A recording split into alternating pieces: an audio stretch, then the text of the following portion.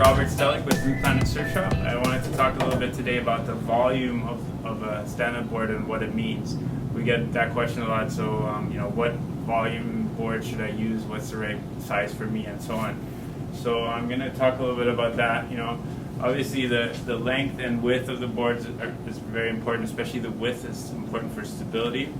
So but the volume is also important because some boards can be very thin, low volume, or very thick, high volume boards. And depending on your weight, it's kind of important to know what volume will work well for you. So I've kind of our easy model, which is kind of a good entry level model, 10.2 by 32 wide, 4.5 inches thick, and 181 liter volume. So the volume, just from looking at the dimensions, it can be hard to tell the volume because the thickness of the board is measured in the middle. It doesn't say much about how much volume is in the rails of the board. So the rails can be very thin, and the board can be quite low volume, even at exactly the same dimensions. So two boards, one could have a lot of volume in the rails and be high volume, where another board with exactly the same dimensions can have a much lower volume because it's more thinned out in the nose and tail and on the rails. So these two boards here, this is our 711 by 28 100 liter, and then the easy model is 181 liter. So pretty big difference in volume. And liters corresponds to kilograms, so it's the metric system. Basically the way 1 kilogram is defined is the weight of 1 liter of water. So one liter of water weighs 1 kilogram. So when you push 1 liter of volume underwater, it displaces one liter of water. 1 liter of volume will displace 1 liter of volume, which is equal to 1 kilogram of flotation created. So basically, if you push this board underwater to exactly 100 liter volume, it will create a lift of 100 kilograms. So somebody that weighs 100 kilograms standing on this board will sink it underwater, but it'll be just kind of right under the surface of the water. So it'll have like neutral flotation. So 100 kilograms, to convert kilograms into pounds, you go times 2.2.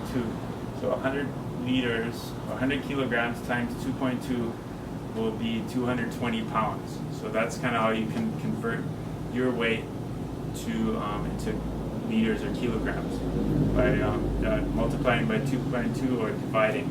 So like for example, myself, I weigh 195 pounds divided by 2.2 gives me my weight in kilograms, which is 88.6.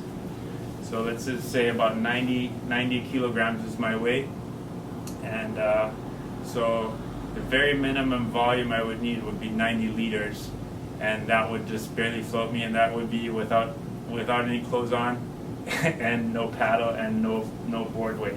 So you have to add the weight of the board. Obviously it has to float itself, the board, and you have to add some weight for your equipment, your clothing, and so on. So realistically, like 100 liters is kind of probably the very minimum amount of volume I would need as a very good paddler. Some of the expert guys will use a board that's so small that they actually have to move to create a little bit of lift from the motion, the dynamic lift, to be able to float the board. As soon as they stop, the board starts to sink. So that's kind of neutral buoyancy. When you're starting out, you don't want to be anywhere close to that limit. Really, you want to have close to about double the volume that you need. So that way, when you're standing on the board, it should only be about halfway underwater. So your weight should displace only about half. The board should be like halfway underwater, which is so 181 liters would probably be a good volume for me to start out with. At 90 kilograms, this is about double my volume that I need to float myself. So and then as you get better, you can work your way down with the volume. So you'll need less and less volume, but at some point you'll hit the minimum where you can't really go smaller in terms of volume without sinking the board, basically. And it's much trickier, obviously, to balance on a board that's almost underwater than having a board that's floating you better. Having a board that has too much volume isn't necessarily better or more stable, because especially if the board is very thick, the thicker boards will float higher in the water, and you're going to be basically sailing higher over the surface of the water. And the higher you are off the water, the more tippy you are going to be. So sometimes having more volume doesn't necessarily make a board more stable. It's more, the stability comes more from the width of the board, and actually being closer to the surface of the water will lower your center of gravity, will make you more stable. So more volume isn't always right. So in terms of performance, obviously if you're surfing, the lower volume your board is, the more you're going to be able to sink the rails into the turn, be able to have a much more aggressive surfing style with the smaller board.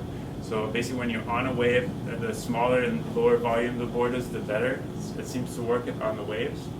But obviously when you're paddling back out, you need enough volume and enough stability to make it back out to the waves without falling in all the time. So, and also when you're catching the wave, it's important to have enough volume. So it's kind of a trade-off when you're surfing. Basically you want it to be as small as possible in terms of for your skill level. Don't make the mistake of buying a board that's too small for your skill level, because you just get frustrated. So we recommend getting a board that's stable enough so you're comfortable and have fun. That's really what should come first, and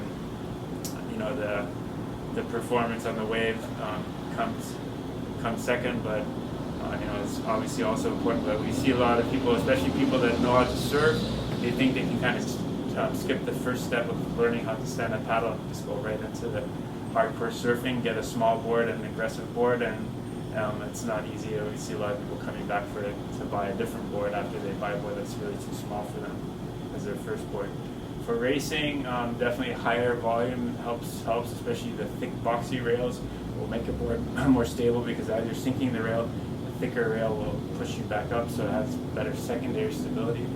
So by going thicker, higher volume rails, you can go a little bit narrower and still have enough stability. And the width on the racing board is real important, because the wider you go, the more drag you create. So you don't want to have a super wide board, so it's better to go narrower and thicker and fairly high volume. And most racing boards are over 200 liters in volume, so and it doesn't have as much effect. But sometimes really lightweight riders will be better off on a lower volume race board, because also a lot of times when you have side winds, if the board is too thick and sticks out of the water too much, it'll catch more of the side wind. And same thing again, a lot of times the decks are dug out, so you're standing actually closer to water level, even though the rails might be thick. The middle of the board might be a little bit lower, but still also you don't necessarily want to carry a lot of extra volume around with you. On a downwind board, having volume in the nose is really important, because if the nose kind of goes into the trough in front of you, you want it to be able to pull out easily, and having that higher volume in the nose really helps with keeping your nose from curling or keep going down into the wave in front of you, and kind of come back out and keep you on that bump longer. Yeah, good starting point is about double the volume of your what your body weight is, and it can be a little bit less, a little bit more, but it should be right around there. All right, thanks for watching. Aloha.